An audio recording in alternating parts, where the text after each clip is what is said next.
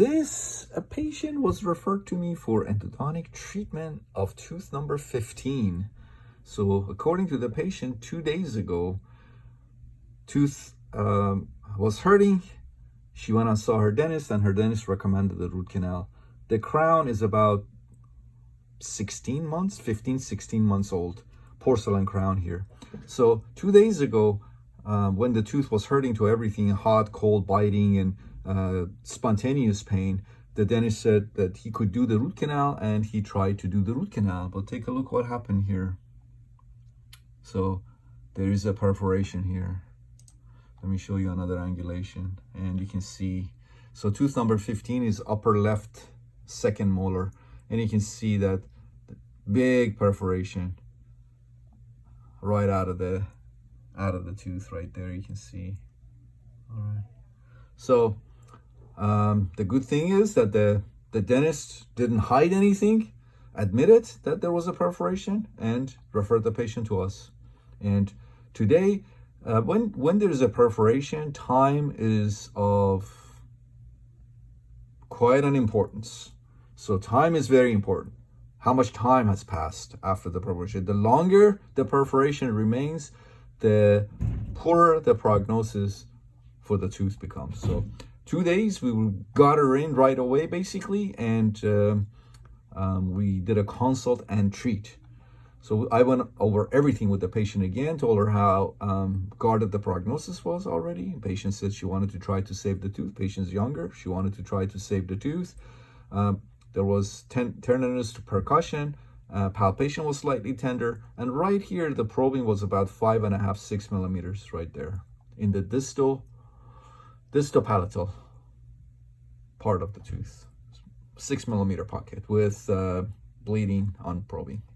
So again, patient wanted to try to save the tooth. Also, you can see how calcified these canals are and how long.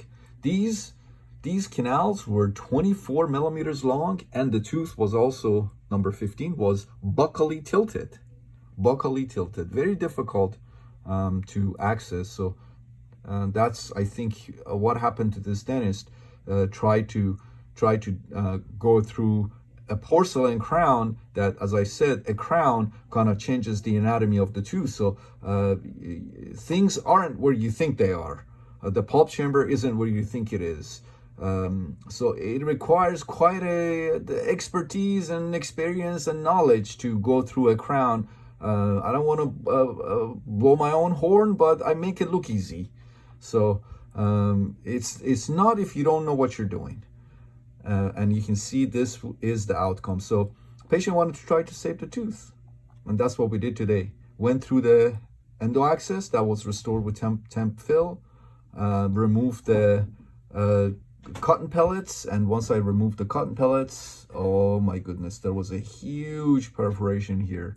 Huge perforation right on the distal of the palatal canal orifice, just distal to the palatal canal orifice.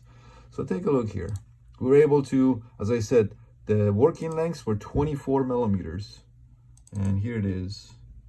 So as you can see, everything went beautifully. We were able to locate all the canals, go in and actually find the canals, manage the perforation. This is another angulation, shows you how we manage the perforation.